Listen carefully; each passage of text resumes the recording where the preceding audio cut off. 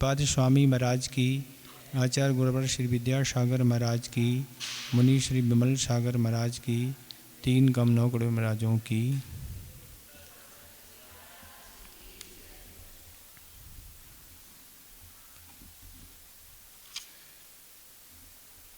अब शिष्य कह रहा है, महापुरुषों ने आत्मा को प्राप्त करने का पुरुषार्थ क्यों किया था? क्योंकि महापुरुष तो पूर्व पुण्य के युग से सारी उनपर भरपूर सामग्री थी। हम आप जैसे उनको दुख नहीं थी, फिर भी उन्होंने क्यों पुरुषार्थ किया? उसके लिए यह 45 नंबर श्लोक आ रहा है, इसका उच्चारण करें। परा परस्ततो दुख, परा परस्ततो दुखे, मात्मयी मात्मयी बात्मा ततः सुखम, मात्मयी बात्मा तथा सुखम। अतएव महात मानस, अतएव महात्मानस तन निमित्तम निमित्तम कृतो देवाः, कृतो देवाः दीर्घ और विसर्ग दोनों हैं। कृतो देवाः तन निमित्तम कृतो देवाः, परा परस्ततो दुखे, मात्मयी बात्मा तथा सुखम। अतएव महात्मानस तन्निमित्तं कृतो देवाः।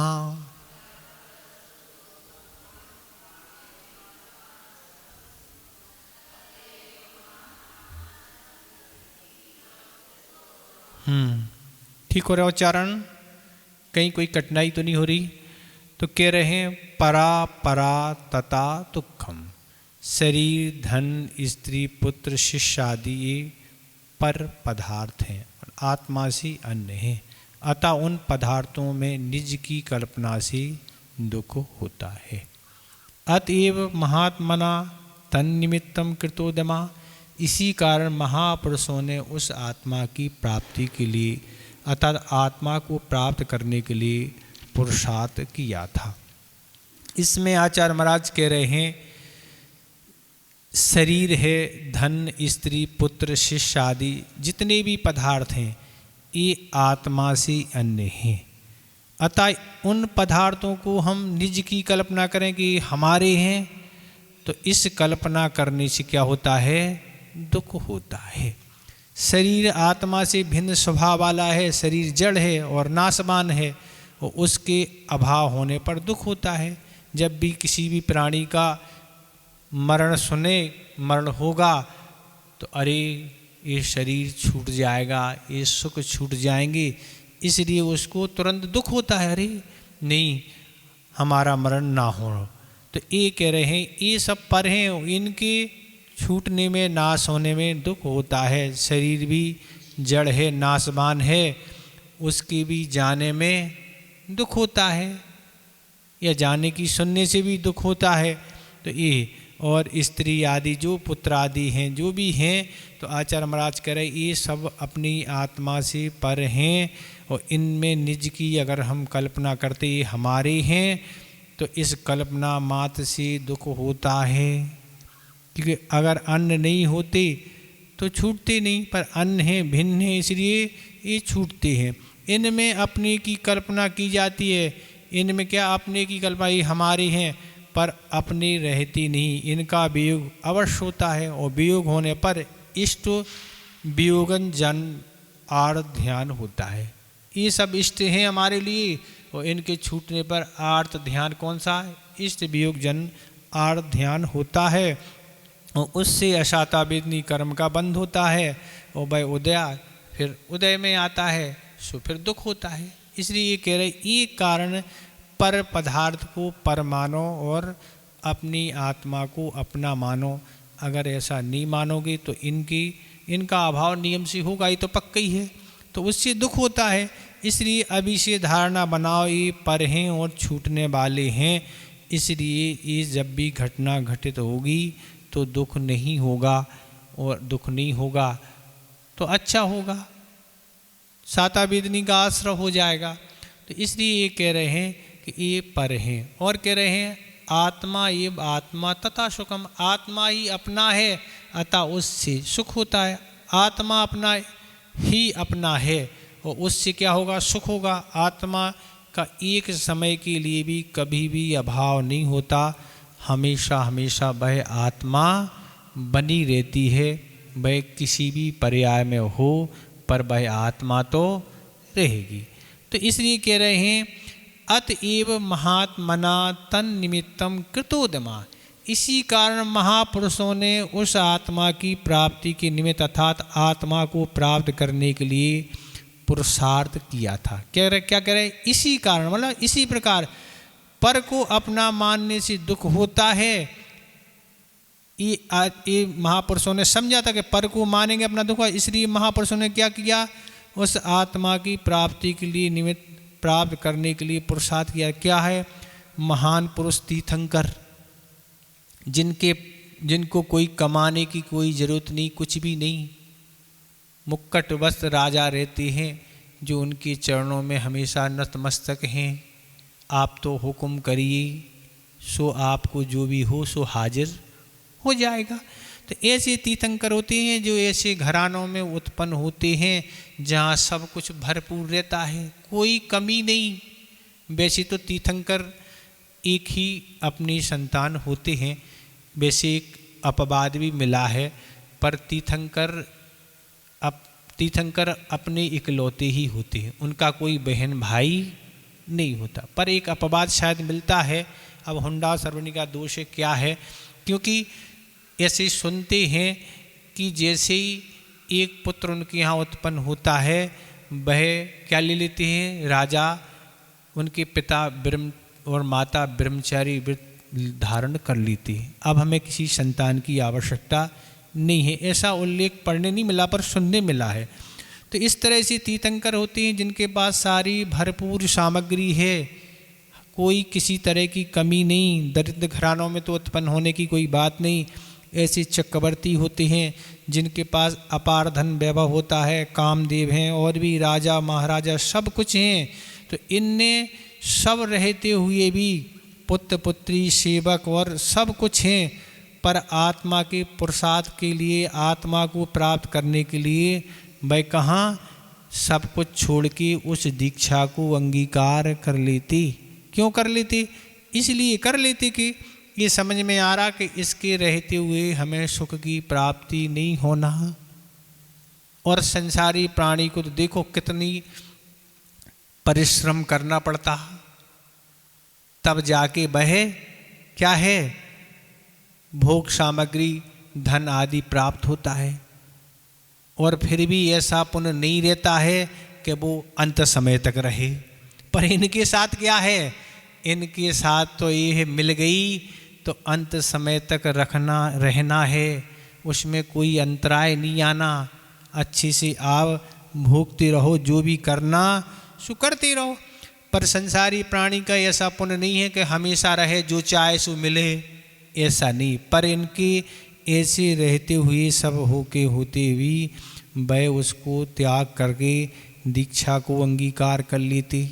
अब चक्रवर्ती का एक लड्डू तो बताते हैं, अगर आधे नहीं पचा पाते लोग, ऐसा बताते हैं कि पूरी प्रजा को आधा लड्डू दे दिया जाए तो वो पचा नहीं पाएगी। ऐसे भाई कई लड्डू ग्रहण करते हैं।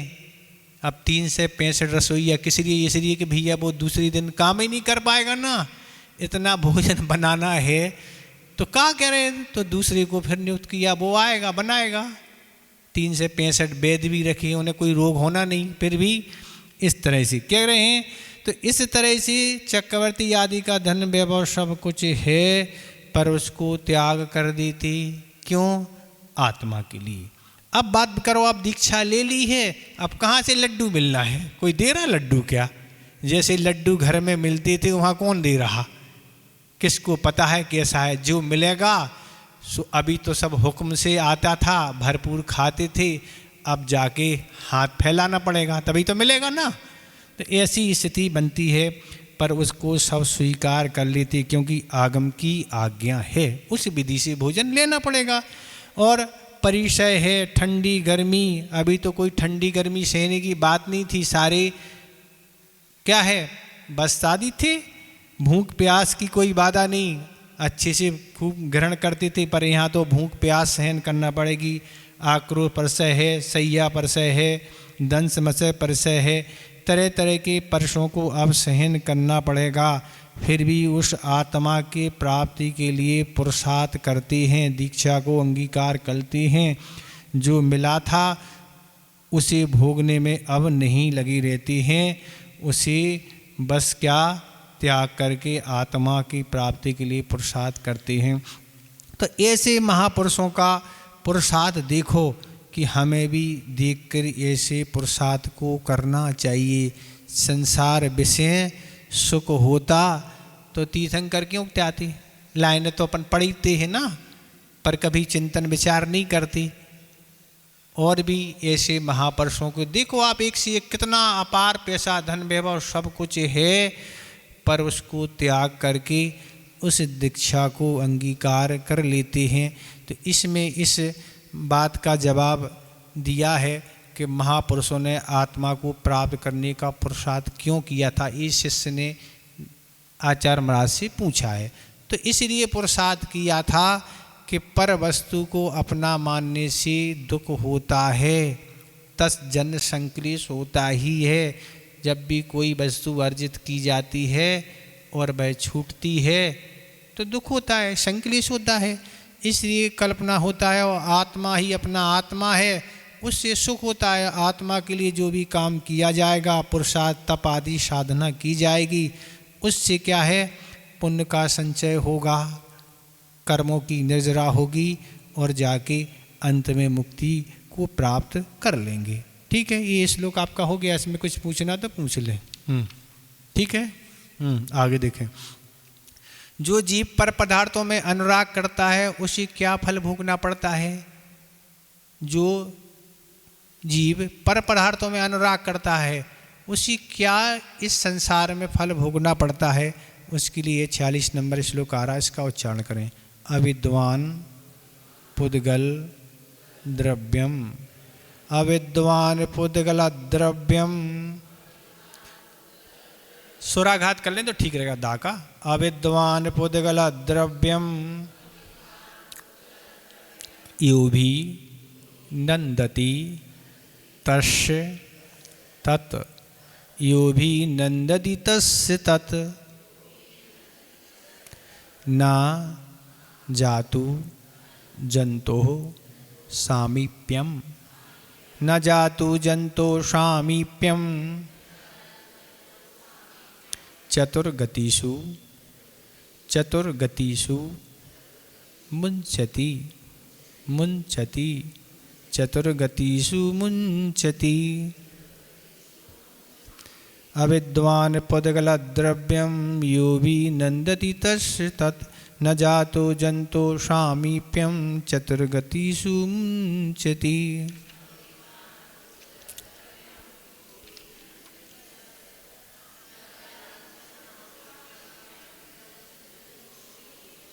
ठीक हो गया, उच्चारण ठीक हो गया। कह रहे हैं या विद्वान पुद्गला द्रव्यम अभिनंदति, जो मूर्ख बहिरात्मा शरीर आदि पुद्गल द्रव्यों को अपने आत्म स्वरूप से सिद्धान करता है। तस् जंतु तत् चतुर्गतिषु जातु सामीप्यम न मुंचति, उस बहिरात्मा प्राणी का वह शरीर आदि पुद्गल द्रव्य चारों गतियों में कभी भी साथ नहीं छोड़ता। इसमें आचार्य महाराज कह रहे हैं जो मूर्ख मतलब बहिरात्मा, बहिरात्मा करते जो देह शरीर को एक गिनत है, बहिरात्म तत्व मुदाय, छह ढाला में आप पढ़ ही चुके हैं। ठीक है, तो ये कह रहे हैं कि यह जो मूर्ख है बहिरात्मा है, शरीर और पुद्गल को ये गिनता है, जो आत्मा को ही, जो शरीर को ही आत्मा समझता है, शरीर के अलावा उसकी कोई कल्पना नहीं। तो इस तरह से ये जब तक जब एक शरीर का मरण के बाद आत्मा अन्य गति को चली जाती है तो ये शरीर ही पड़ा रहता, तो एक कैसे हुए ना।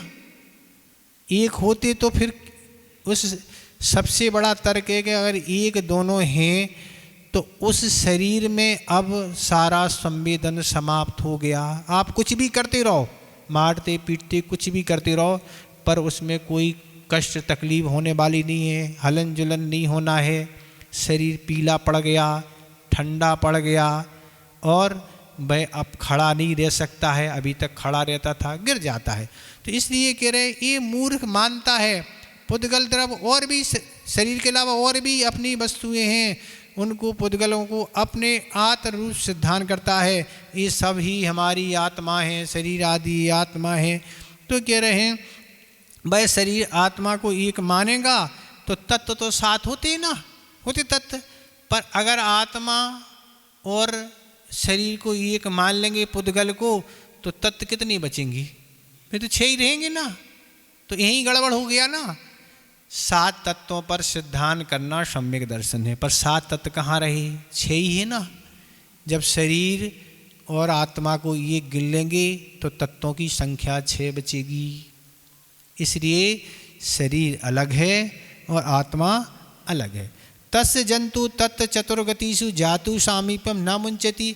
और उस आत्मा, उस बहिरात्मा प्राणी का वह शरीर आदि पुद्गल द्रव चारों गतियों में कभी साथ नहीं छोड़ता। इस आचार्य महाराज कह रहे हैं उस बहिरात्मा जो शरीर और आत्मा को एक मानता है, उस बहिरात्मा प्राणी का शरीर आदि पुद्गल द्रव चारों गतियों में कभी साथ नहीं छोड़ते, अर्थात वह इस संसार में ही बना रहता है। बहिरात्मा मिथ्या दृष्टि, जिसको अभी कोई सिद्धांत नहीं, भगवान ने जो तत्वों का स्वरूप कहा है, देवशास्त्र गुरु का स्वरूप कहा है, उस पर कोई सिद्धांत नहीं। ऐसा मिथ्या दृष्टि बहिरात्मा प्राणी तो क्या है, प्राणी में शरीर आदि पुद्गल, तो औदारिक शरीर है, वैकृत शरीर है, तेजस शरीर और कार्बन शरीर हैं एक, तो कभी साथ नहीं छोड़ते चारों गति में। कभी मनुष्य बनेगा तो कभी तिरंच बनेगा, तो कभी देव और कभी नारकी, ये आत्मा के साथ लगे रहते हैं। तो इसमें आचार्य महाराज कह रहे पुद्गल द्रव से 8 कर्म भी ले लो, पुद्गल भी कर्म है, तो 8 कर्म अर्थात कोई भी कर्म साथ नहीं छोड़ता।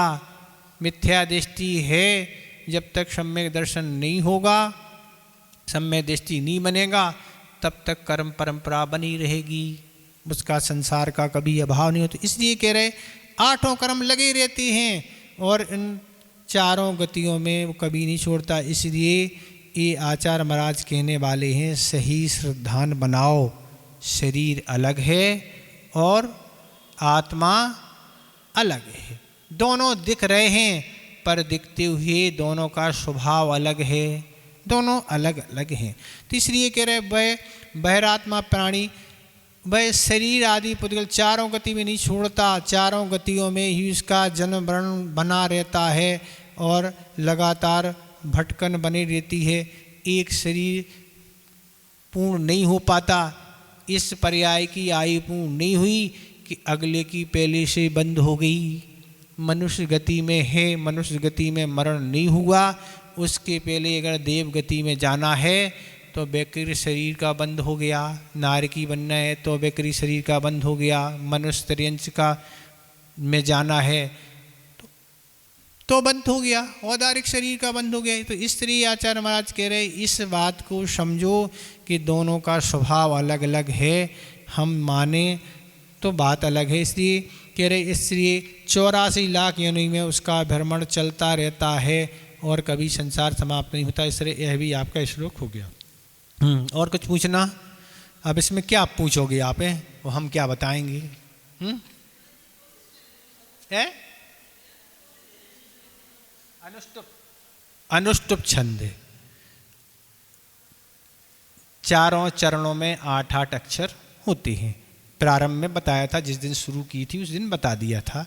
चारों चरणों 4 चरण होते हैं और प्रत्येक चरण में 8-8 अक्षर होते, उसको अनुष्टुप छंद कहते हैं। ठीक है। कुछ पूछा है? एक ही व्यक्ति पूछे ना। हाँ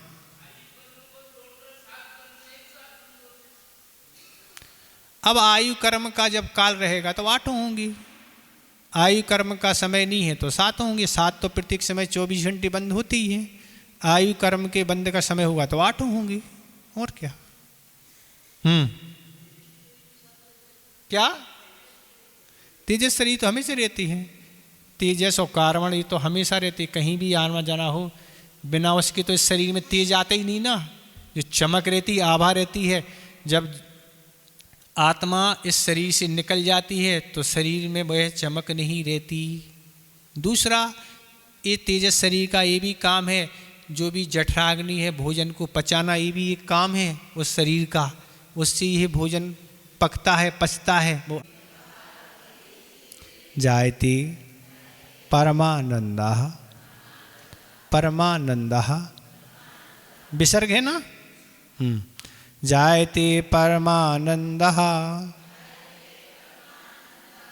कश्चित्, दाका स्वराघात करेंगे, कश्चित् द्योगेन, द्योगेन योगिनाः, योगिनाः कश्चित् द्योगेन योगिनाः,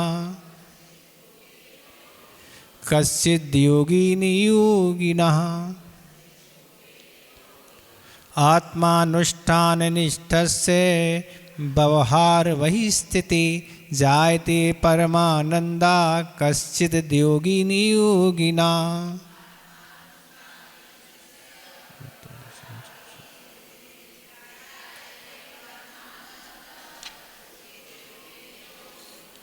ठीक हो गया। तो कह रहे हैं व्यवहार वही स्थिति, व्यवहार चार्य से बाहर ठहरे हुए, आत्मानुष्ठान निष्ठ से योगिना योगेन कश्चित् परमानंदा जायते।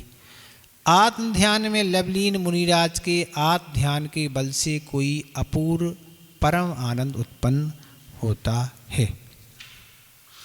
तो आचार्य महाराज जी कह रहे हैं व्यवहारचार्य से बाहर ठहरे हुए। व्यवहारचार्य क्या है? 5 महावेद, 5 सम्मति, 6 आवश्यक, ये क्या है? सब व्यवहार हैं। स्वाध्याय करना क्या है? व्यवहार है। स्वाध्याय कराना भी व्यवहारचार्य है। प्रवचन करना, तत्व चर्चा करना, दूसरे को समझाना, प्रतिकरण करना, वंदना करना, स्तुति करना, कायेश्वर करना, सामायिक करना, आचार भक्ति, वैयावृत्ति, विहार आदि ये भी सब हैं। ये क्या हैं? ये सब व्यवहार हैं। ये सब व्यवहार के काम हैं, सारी व्यवहारिक क्रियाएं कहलाती हैं। तो कह रहे व्यवहारचार्य से बाहर ठहरे हुए, अर्थात जिनने व्यवहारचार्य से जो ऊपर उठ चुके हैं, व्यवहारिक क्रियाएं सारी बंद कर दी हैं। तो क्या कह रहे हैं और क्या कर रहे हैं? आत्मानुष्ठान निष्ठ से योगिना योगेन कश्चित् परमानंद जायते। और आत्म ध्यान में लीन मुनिराज के आत्म ध्यान के बल से कोई अपूर्व परम आनंद उत्पन्न होता है। क्या हो गया? व्यवहार के काम सारे बंद कर दिए। लगता है महाराज ये निश्चय, निश्चय नहीं है, निश्चय तो एक ही है, बस बैठ जाओ। कहाँ बैठ जाओ?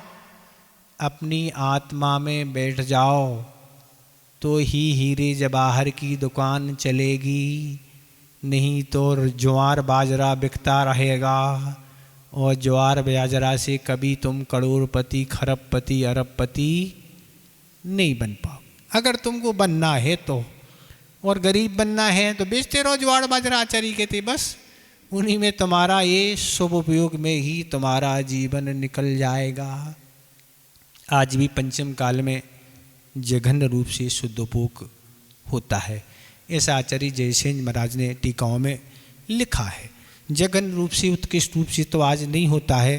तो ये कह रहे हैं कि ये आत्म ध्यान में लवलीन ऐसे मुनिराज जो आत्मा के बल से, ऐसे जिनने व्यवहारचार्य का त्याग कर दिया, क्योंकि जहाँ क्रियाओं में प्रवृत्ति होती है वहाँ आत्म ध्यान की स्थिति नहीं बन पाती है। ऐसी कोई भी क्रिया में लगे रहेंगे, आत्मा का ध्यान नहीं होगा, एक ही काम तो होगा। इसलिए सारी क्रियाएं बंद कर दी हैं, और आत्म ध्यान की अचल स्थिति के बिना आत्मोत परमानंद का अनुभव नहीं हो सकता। कह रहे हैं और ऐसे आत्म ध्यान की जो अचल स्थिति आत्मा में ठहरे बिना उसके बनाए जो आत्मा का परमानंद है उसका अनुभव नहीं हो सकता। क्यों नहीं हो सकता? क्योंकि क्रियाओं में लगी है।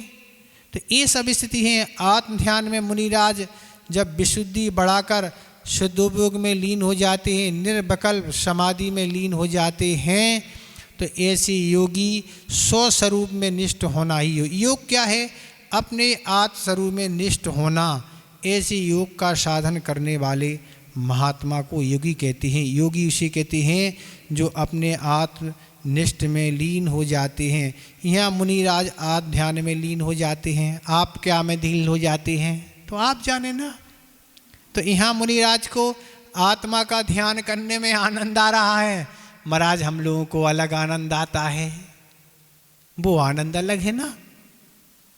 तो आचार्य कहते उस आनंद में तुमने अनंत काल व्यतीत कर दिए, पर तुमने उस आत्मा का आनंद नहीं लिया। और जब तक इस आत्मा का तुम आनंद नहीं लोगे तब तक इस संसार के दुखों से नहीं छूटने वाले हो। कभी कोई अंत नहीं होने वाला है। और एक बार इस आनंद में अगर ढल गए, मुनि भी बन गए, पर मुनि बनते हुए भी इस आनंद को नहीं लिया तो भी कुछ नहीं होना है ना। आचार्य महाराज कहते दूसरे को खिला रहे हो और स्वयं तुम भूखे बने हो, ऐसा कोई बात है क्या? खूब अच्छे से भरपूर सबको परोस रहे हो, भोजन करा, हाँ अच्छे से करो भैया, और तुम क्या मुख दिख रहे हो दूसरे के क्या? तो आचार्य कहते तुम पहले अपना पेट भरो अच्छे से, फिर खिलाओ। वो संसार की स्थितियाँ अलग हैं, वो लौकिक कथन अलग है। पर यहाँ आत्मा का जो कथन है, पहले अपने आत्मा की उन्नति करते चले जाओ, बढ़ाते चले जाओ, बढ़ाते चले जाओ। फिर अगर सामने वाला कोई चाहता है तो दे दो उसको भी, पर वो चाह नहीं रहा है, नहीं तुम्हें खाना पड़ेगा, तो सब बाहर आ जाएगा ना, अंदर का भी बाहर आ जाएगा। तो इसलिए घाटोल वालों की जठराग्नि मंद पड़ रही है ना, तो खिलाएंगे तो क्या हो जाएगा? बमन हो जाएगा ना। इसलिए उनको बमन से अपन को बचाना है। इसलिए जबरदस्ती नहीं खिलाना है। ये आचार्यों की नीति है। आचार्यों ने यही उपदेश दिए भैया। तो अपन आचार्यों की आज्ञा है ना कि जबरदस्ती किसी को बांधना नहीं, उसको आना पड़े और कष्ट हो ना। ऐसे कष्ट से अपन अहिंसा महाव्रत है, हमें भी हिंसा का दोष उसमें लगेगा। तो ऐसे कह रहे हैं, ऐसे कह रहे अपूर्व आनंद। तो ऐसे आनंद अपूर्व में कभी नहीं आया, ऐसा उत्कृष्ट आनंद। अपूर्व आनंद का जैसा पूर्व में ऐसा आनंद कभी आया ही नहीं, ऐसा उनको आनंद आता है। वास्तव में आचार्य महाराज तो लिख ही रहे हैं, पर जो मुनिराज इसका ध्यान करते उससे पूछो कि उनको कैसा लगता है। 1 घंटे यूं निकल जाता, कब हो जाती सामयिक पता ही नहीं हो गई सामयिक। क्यों? क्योंकि जब ऐसे श्लोकों को पढ़ा जाता है, चिंतन किया जाता है, तो ऐसी ही स्थिति होती है। छेड़ाला में आज पढ़ ही चुके हैं, इंद्र नागेंद्र नाही के गहो। तो ऐसे इससे सिद्ध होता है कि आनंद वस्तु के आश्रित नहीं, वस्तु के अभाव में ही आनंद आता है। तो इसलिए कह रहे वचन के अगोचर है, इसका वचन से आनंद हम नहीं कह सकते। वह तो जो इस आनंद में डूबता है वही बता सकते हैं। इसलिए आप सोचो कि पार्टियों में आनंद लेना है कि विवाहों में आनंद लेना है, किस में आनंद लेना, आप सोचो। जहाँ निरंतर पाप कर्मों का आश्रय हो रहा है। एक नगर में चतुर्मास हुआ, वहाँ चतुर्मास के बाद विधान हुआ, अष्टान का शायद था, अष्टान का था, विधान हुआ। और रात्रि में हम सामयिक करके बाहर गए थे लघु शंका के लिए, तो आवाज़ आ रही थी। मैंने सोचा क्या हो गया, सुबह पूछा क्या है भैया। वो कहने नेमीनाथ भगवान की बारात निकल रही है और महाराज बहुत भीड़ है। कहने महाराज सुबह बताया बहुत भीड़ है। तो मैंने कुछ नहीं कहा। सुबह उसी दिन हमारा प्रवचन होना था, तो प्रवचन हमने किया। तो हमने कहा संसारी प्राणी दूसरे को गृहस्थी में फंसा के कितना आनंदित होता है। देखो बारात निकल रही है, दूसरे फंस रहे हैं संसार मार्ग में, खूब नाच रहा है, खूब हर्ष मना रहा है। और अगर ऐसे ही वह इस आनंद में डूब जाए तो क्या हो सकता है उसका? तो उसमें तो ना कोई कमर दर्द हो रही है, ना सिर दर्द हो रहा है, ना कोई फ्रैक्चर है और ना कोई परेशानी है। खूब महाराज आनंद आता है महाराज। और एक दूसरे को देख के तो फिर कह नहीं क्या ना। और उसमें भी अगर कोई फ़ोटो उतारने वाला हो तो फ़ोटो तो आचार्य महाराज कहते थे पहले कैमरा एक आध मिलता था, अब तो हर गले में क्या हर हाथ में कैमरे हैं, जब उतारना सो उतार लो। तो इस तरह से यह भी आपका श्लोक पूर्ण हो गया। संभावना है कल पूर्ण हो जाएगा, संभावना है यही कहेंगे वो क्या। इस तरह से ऐसे वह व्यवहाराचार्य से बाहर ठहरे हुए ऐसे आनंद में योगी लीन हो जाते हैं। आप भी ऐसे ही उस आनंद में लीन होने के प्रयास करें। संसार का आनंद तो आपने खूब ले लिया, पिकनिक मना ली, खूब शादी विवाह कर ली, खूब उत्सव पार्टी बना ली। उन पार्टियों से केवल पाप का ही आश्रय होगा, पुण्य का आश्रय होने वाला नहीं है। इस तरह यह आपका पूर्ण होगा। ठीक है, कुछ पूछना तो नहीं? समय आपका हो रहा, संस्मरण और सुना देते बस। आचार्य महाराज की तो संस्मरण सुनाते हैं, पर पूज्य ज्ञान सागर महाराज का भी एक आज संस्मरण आपको सुना देते हैं। एक बार पूज्य ज्ञान सागर महाराज जी स्वाध्याय और लेखन कुछ कर रहे थे और उस समय वह अजमेर में विराजमान थे। उन्हीं के परम भक्त सेठ भागचंद जी सोनी अजमेर वाले सुबह अभिषेक और पूजन करके आचार्य ज्ञान सागर महाराज के पास आए और उन्हें उनका अर्घ पड़ा और अर्घ पढ़ने के बाद अर्घ चढ़ाया और ज्ञान सागर महाराज को नमोस्तु किया। पर ज्ञान सागर महाराज अपने लेखन कार्य में व्यस्त थे, उन्होंने कोई आशीर्वाद आदि नहीं दिया और वह बैठ गए। और उसी के पीछे उनके पीछे एक विदेशी व्यक्ति खड़ा हुआ था और वो सब देख रहा था। उसको लगा कि इनने तो द्रव चढ़ा दी, जो भी, वो तो समझता नहीं था क्या है, पर हम क्या चढ़ाएं, वो ये सोच रहा हम क्या चढ़ाएं। उसने अपने कोट की जेब से शराब की बाटल निकाली और महाराज के सामने चढ़ा दी और महाराज ने हाथ उठा के आशीर्वाद दे दिया। सेठ जी देख के बहुत चकित रह गए और कहने लगे, महाराज जी मैंने आपके सामने अर्घ भी पढ़ा, अर्घ भी चढ़ाया और आपको नमोस्तु भी किया, आपने आशीर्वाद तक नहीं दिया। और एक व्यक्ति ऐसा अनजान जो शराब की बाटल चढ़ा रहा है, आप आशीर्वाद दे रहे हैं, तो क्या कल से हमें भी द्रव बदलना पड़ेगी क्या? तब पूज्य ज्ञान सागर महाराज ने क्या उत्तर दिया, सेठ जी वो अजैन व्यक्ति है, विदेश से आया है, उसको ये ज्ञान नहीं है कि क्या चढ़ाया जाता है और क्या नहीं चढ़ाया जाता है। उसको तो ये है कि हमारी प्रिय वस्तु शराब है, सो हमने चढ़ा दी, मतलब हम अब ग्रहण नहीं करेंगे। अगर ऐसे वक्त तो मौके पर उसको आशीर्वाद नहीं दिया जाए तो वह धर्म का स्वरूप कैसे समझेगा, वो आगे बढ़ेगा। सेठ जी को यह बात समझ में आ गई। सेठ जी ने अपनी गलती को स्वीकार किया। सेठ जी कहने लगे, महाराज इसलिए तो मैं प्रतिदिन आपके चरणों में आ जाता हूँ, कुछ ना कुछ तो मिल ही जाता है। बोधि समाधि परिणाम शुद्धि स्वात्मोपलब्धि शिव शोक सिद्धि चिंतामणि चिंतित वस्तुदाने तम वंदमानस ममास्तु देवी।